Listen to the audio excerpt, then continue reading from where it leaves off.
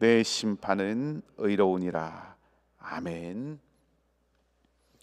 좋으신 우리 주님의 평강과 은총이 여러분 모두와 함께 하시기를 소망합니다. 어제 밤에 우리 중고등부 친구들이 락인을 하고 프로그램을 가진 후에 오늘 새벽기도에 함께 참여했습니다. 이따가 우리 말씀 나눈 후에 함께 기도할 때 특별히 우리 자녀들을 위해서, 우리 중고등부 자녀들을 위해서 기도해 주시고 또 축복해 주시면 감사하겠습니다. 요한복음 5장의 말씀은 우리가 잘 아는 것처럼 베데스다라고 하는 못가에서 38년 된 한 병자를 고치시는 예수님의 치유의 이야기로부터 시작을 합니다. 그래서 우리가 이 사건을 예수님의 그 어떤 능력, 병 고치는 권세, 치유하시는 주님의 능력을 많이 생각을 하게 되죠. 근데 5장 전체의 맥락에서 살펴보면 요한이 이 사건을 우리에게 전해주는 큰 이유 가운데 하나는 물론 예수님의 치유하시는 능력, 또 병자를 일으키시는 그 권세, 기적, 이런 것들, 또 병을 치유하시는 걸 통하여서 예수께서 하나님의 아들이시다라고 하는 것을 보여주려고 하는 그런 의도도 담겨 있지만, 큰 이 5장 전체의 맥락을 생각을 해보면 이 38년 된 병자를 고친 이 사건은 사실은 이 권위에 대한 이야기라고 하는 것을 우리가 알 수가 있습니다. 38년 된 병자의 병을 고치시면서 예수님께서 하신 말씀이 네 자리를 들고 일어나서 가라, 걸어가라 라고 말씀을 하셨고, 그가 그 말씀을 듣고, 주님 말씀을 듣고 이 자리를 들고 걸어가게 되죠. 물론 치유의 이야기이기도 하지만 요한이 밝혀주고 있는, 또 오늘 뒷부분에서, 오늘 우리가 읽은 본문에서 등장하듯이 중요한 표현 하나를 거기에 합니다. 이날은 안식일이었다라고 하는 겁니다. 유대인으로 살아간다고 하는 것은 안식일에 어떻게 해야 되는가라고 하는 것을 다 안다는 뜻이죠. 그러니까 유대인으로 살아간다고 하면 안식일에 무엇을 해야 하고 무엇을 하지 않아야 하는지, 그 안식일 법에, 또 안식일 법이라고 하는 그 권위에, 그 권위 아래에 살아가는 사람들이라고 할 수 있습니다. 근데 그 병자는 38년 동안 앓았다가 나았던 그 병자는 안식일에 어떠해야 된다라고 하는 그 어떤 율법이라고 할까요? 전통이라고 할까요? 그 권위가 아니라 예수님의 말씀의 권위에 더 큰 권세를, 더 큰 권위를 부여했습니다. 예수님의 말씀에 더 큰 권위를 부여했습니다. 그렇기 때문에 안식일에 자리를 들고 걸어가는 것, 이것이 안식일에 하지 않아야 하는 일임에도 불구하고 예수님의 말씀, 그 말씀에 더 큰 권위를 부여했기 때문에 그 법을 초월해서 자리를 들고 걸어가는 것이죠.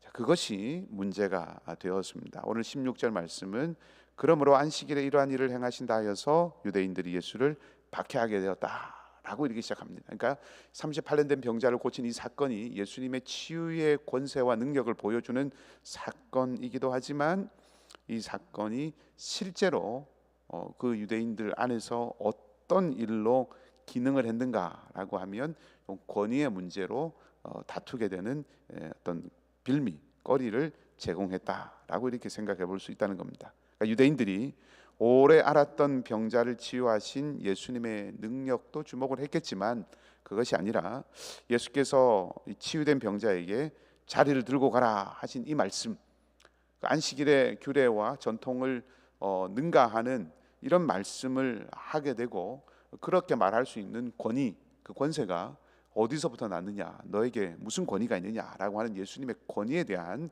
관심을 유대인들은 가지고 있었다라고 하는 겁니다. 그리고 예수님께서는 바로 이것을 계기로 삼아서 오늘 본문의 말씀을 통해서 자신의 권위가 무엇인가, 예수님의 권위, 예수님의 어떤 권세라고 할까요? 예수님의 권한이라고 할까요? 예수님의 권위가 어디에 있는지, 무엇인가라고 하는 것을 오늘 말씀해 주시고 가르쳐 주십니다. 요한복음 전체로 보았을 때 예수가 누구이신가, 예수는 어떤 존재인가라고 하는 그 질문을 가지고 오늘 본문을 본다면 예수님은 살리시고 심판하시는 분이시다라고 하는 것을 말해 주는 거죠. 그래서 예수님은 이 사건을 계기로 자신의 권위에 대해서 말씀하시고 가르치시는 기회로 삼으십니다. 오늘 16절 이하의 말씀을 쭉 이렇게 보면 어제 우리 유 목사님께서도 마지막 말미에 언급을 하셨지만 예수님이 자신에 대해서 나는 예수님 자신이 하나님과 동등하다라고 하는 것을 말씀을 하십니다. 예수님은 자신을 어떤 존재로 사람들에게 소개하고 계신가 하면 하나님과 동등한 존재, 그리고 하나님으로부터 모든 권한을 권세를 위임받은 하나님의 아들. 그럼 하나님이 주신 권세, 그것은 무엇인가? 그것은 바로 생명, 살리는 일과 심판하는 일이라는 것입니다. 그 심판과 생명을 주는 이 권세를 얻었기 때문에 마땅히 세상으로부터 예수님께서 받아야 하는 대우라고 할까요? 반응이라고 할까요? 그것은 공경하는 것입니다. 권위를 가지신 예수님에게, 생명과 심판의 권위를 가지신 예수님에게 세상이 마땅히 보여야 하는 태도, 모습은 23절에 있는 것처럼 공경하는 것입니다. 모든 사람이 하나님을, 아버지를 공경하는 것처럼 아들을 공경하게 하기 위해서 하나님께서는 아들에게 살리는 권세 그리고 심판의 권세를 주셨다라고 하는 것입니다. 이게 본문의 말씀의 요지라고 할 수가 있습니다. 워낙 본문의 말씀에 유명한 구절들이 많죠. 하나님 음성을 들을 때가 오는데 듣는 자는 살아날 것이다 하는 말씀, 예수의 이름을 믿으면, 예수를 믿으면 영생을 얻고 사망에서 생명으로 옮기고 심판이 이르지 아니한다. 이런 우리에게 잘 알려진 요절 같은 구절들이 참 많기 때문에 본문의 요지를 사실 알기가 조금 애매할 수 있는데, 본문의 요지는 예수께서 심판과 생명, 살리는 권위를, 권세를 가지신 분이기 때문에 세상은 마땅히 예수를 공경해야, 주님을 공경해야 한다라고 하는 것을 말하고 있는 것입니다. 자, 그렇다면 우리에게 던져진 질문은 한 가지죠. 이 위험 있는 권세를 가지신 주님 앞에서 우리는 어떻게 살아야 하는가? 주님을 공경한다고 하는 것은 어떤 의미인가? 오늘 본문의 말씀을 통해서 한 세 가지만 간단하게 말씀을 드리고자 합니다. 다시 말하면 예수님을 공경하고 살아가는 삶, 예수를 따르는, 주님을 따르는 제자의 삶을 살아간다는 것은 무엇인가? 본문에 나와 있는 예수님의 말씀을 통해서 세 가지만 말씀을 드리고 싶은데, 첫째는 보는 것입니다. 보는 삶. 제자로 살아간다고 하는 것은 보는 삶을 살아간다는 것입니다. 19절 말씀에 이렇게 기록되어 있습니다. 그러므로 예수께서 그들에게 이르시되 내가 진실로 진실로 너희에게 이르노니 아들이 아버지께서 하시는 일을 보지 않고는 아무것도 스스로 할 수 없나니 아버지께서 행하시는 그것을 아들도 그와 같이 행하느니라. 20절에도 보면 아버지께서 아들을 사랑하사 자기가 행하시는 것을 다 아들에게 보이신다라 말씀하셨습니다. 예수님께서 행하시는 모든 일은 하나님께서 하시는 일을 보고, 그것을 보시고 그것을 그대로 행하신다라고 말씀을 하시는 것이죠. 예수님이 아버지를 주목하여 보신 것처럼 제자로 살아가는 삶은 매 순간 예수님을 바라보아야 한다는 겁니다. 우리의 많은 삶의 순간과 자리에서 가까이 가서 주님의 성품, 주님의 행하신 일, 주님의 모습을 주목하여 볼 수 있어야 합니다. 도미니카 하이티 난민들을 위한 단기 선교를 지난 주간에 갔었는데, 우리가 그 자리에서 함께 저녁마다 모여서 삶을, 또 그날의 사역을 나누고 또 함께 기도의 제목을 나누고 이렇게 했었습니다. 그 기도, 우리 선교팀과 함께 기도 제목을 나누고 또 우리 각자의 평소에 개인의 기도 제목이 무엇인가 하는 것들을 좀 나누는 시간이 있었습니다. 그때 제가 우리 팀원들에게 많은 기도 제목이 있지만 주님의 영광을 보기를 원합니다 라고 하는 기도 제목을 나누었습니다. 조금 막연한 것 같죠. 근데 예수님께서 아버지를 주목하셨던 것처럼 우리가 주님의 영광을 본다면, 주님의 영광을 바라보고 주님의 영광에 사로잡힌다면, 주님의 영광만을 분명하게 볼 수 있다면 그 어떤 것으로부터 그 그 어떤 것으로부터도 우리는 얽매이지 않을 수 있습니다. 우리를 힘들게 하고 어렵게 하고 낭망하게 하고 상처를 입히고 우리를 휘청거리게 하고 비틀거리게 하고 우리의 모습을 잃어버리게 하는 수많은 일들이 있죠. 수많은 사람들이 있습니다. 이 복잡하고 참 어려움을 가져다 주는 이런 세상과 사람들 사이에서 우리를 잃지 아니하고 계속해서 우리의 길을 걸어갈 수 있게 하는 유일한 힘은 예수 그리스도의 영광을 보는 것입니다. 주님의 영광을 바라보고 그 영광에 사로잡히면 우리는 세상과 사람들의 도전과 어떤 공격과 상처와 역경 가운데서도 우리 자신들을 지켜갈 수 있다는 것입니다. 예수님의 삶이 그것을 보여주죠. 예수님은 늘 하나님을 바라보았습니다. 아버지를 주목하셨습니다. 모든 순간에 주님을 하나님을 보셨습니다. 그리고 보신 그것, 하나님께서 하신 그것을 주님은 하셨습니다. 제자로 살아간다고 하는 것은 주님이 아버지를 주목하셨던 것처럼 우리도 매 순간 주님을 바라보는 삶을 살아가는 것이다 하는 것입니다. 두 번째는 듣는 삶입니다. 25절 말씀에 이렇게 기록되어 있습니다. 진실로 진실로 너에게 이르노니 죽은 자들이 하나님의 아들의 음성을 들을 때가 오나니 곧 이때라. 듣는 자는 살아나리라. 예수님의 음성, 주님의 말씀, 세상의 소음이 아니라 세상의 소리가 아니라 생명과 심판의 권한을 가지고 있는 주님의 음성에 귀를 기울이는 사람. 우리는 내 내면의 소리, 내 마음의 소리에 얼마나 쉽게 사로잡히는지 모릅니다. 내 생각과 내 판단과 내 뜻, 정해져 있는 또 마땅히 가야 하는 그런 길, 그것이 아니라 내 생각, 내 뜻, 내 마음, 내 욕구가 끊임없이 우리를 사로잡고 붙들어 가죠.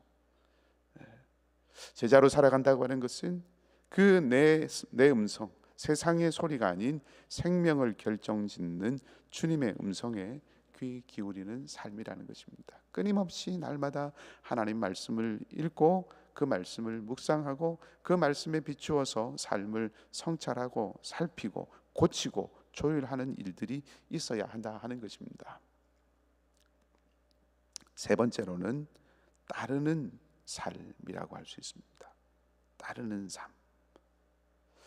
권위를 인정한다고 하는 것은 다스림 안으로 들어간다는 것입니다. 이것이 지배하고 복종하고 또 굴복하고 이런 의미가 아니라 권위를 인정한다고 하는 것은 다스림 안으로 그 길을 따라간다라고 이렇게 할 수 있겠습니다. 우리가 잘 쓰는 표현을 바꿔 말하면 삶의 주도권, 주권을 내려놓는다고 하는 것이죠. 주권을 내려놓는 것이죠. 30절 말씀에 주님께서 이렇게 말씀하십니다. 내가 아무것도 스스로 할 수 없노라. 예수님의 무기력하다, 무능력하다는 것을 말씀하시는 것이 아니죠. 나는 아무런 능력도 없고 나는 아무런 재능도 없고 나는 아무런 판단력도 없어서 스스로 아무것도 할 수 없는 갓난 아기와 같은 존재다. 그렇게 말씀하시는 것이 아니지요. 내가 아무것도 스스로 할 수 없노라. 왜 그렇습니까? 듣는 대로 심판하노니 나는 나의 뜻대로 하려 하지 않고 나를 보내신 이의 뜻대로 하려 하기 때문이다. 내가 스스로 아무것도 하지 않는다는 것은 무기력함을 말씀하시는 것이 아니라 하나님의 권위에 전적으로, 하나님의 다스림 안에 전적으로 예수님 자신을 놓아둔다라고 하는 뜻입니다. 내 삶의 주권을 내려놓고 주님이 보여주신 사랑과 순종의 길, 늘 하나님을 주목하여서 하나님께서 말씀하시고 하나님께서 뜻하시는 대로 따라가려고 하는 주도권을 내어놓는 삶, 주권을 내려놓는 삶. 어제 어떤 집사님과 함께 말씀을 함께 나누고 대화를 하던 중에 그 집사님께서 이렇게 말씀을 하셨습니다.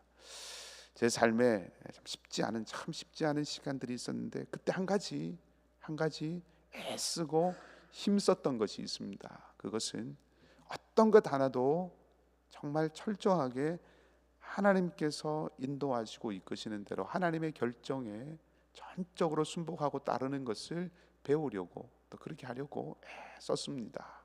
그런 고백을 하시는 말씀을 들었습니다. 너무나 귀한 고백이죠. 사람의 삶이 우리의 삶이 그렇게 되어지기가 참 쉽지 않습니다. 우리의 지식이 있고 우리의 경험이 있고 우리의 판단이 있고 우리의 선택이 늘 개입을 하죠. 하나님의 주권을 인정하고 따라간다고 하는 것이 참 쉽지 않습니다. 그러나 제자로 살아간다고 하는 것은 끊임없이 내 삶의 주권을 내려놓는 연습을 하는 것이라고 할 수 있습니다. 그리고 주님의 인도하심에 겸손하게 내 삶을 드리는 것입니다. 주님께서 하나님을 바라보시고 주님께서 늘 아버지를 들으시고 그리고 하나님의 뜻을 따라가는 그런 삶을 살아가셔서 그 삶의 종국은 영광의 자리에 다시 올라가시고 그 삶의 결과는 우리의 구원이 되었습니다. 오늘 예수님께서 가지신 이 권위에 대한 말씀을 하시는 것은 우리를 억압하거나 제압하려고 하는 어떤 무력이나 혹은 폭력이 아니라 말씀드린 것처럼 주님의 이 삶의 결과는 우리를 살리시는 구원이셨죠. 우리를 살리시려고 하는 사랑의 행동이셨습니다. 하나님과 동등하시지만 철저하게 순종하셨고 생명을 우리를 위해서 내어주셨습니다. 오늘 어제 본문의 말씀과 연결시켜 생각하면 두 부류의 사람을 생각할 수 있겠지요. 38년 된 병자와 예수님의 권위를 가지고 논쟁을 하였던 유대인들. 한 부류의 사람들은 예수님 말씀의 그 근거, 그 권위, 그 권세의 근원이 무엇인가 그것을 따지고 논쟁에 매몰되고 박해하고 예수님을 거부하는 삶을 살았다면, 또 한 부류의 사람은 그 말씀의 권위를 믿고 그것을 들고 그것을 믿고 자리를 들고 일어나 걸어갔습니다. 생명과 심판의 권세를 가지신 그 주님 앞에 보는 삶으로, 듣는 삶으로, 따르는 삶으로 응답하는 제자의 길을 걸어갈 것인가. 그래서 38년 동안 매여있던 그 질병에서 노임 받듯이 자유와 생명을 얻으며 살 것인가, 그렇지 않을 것인가.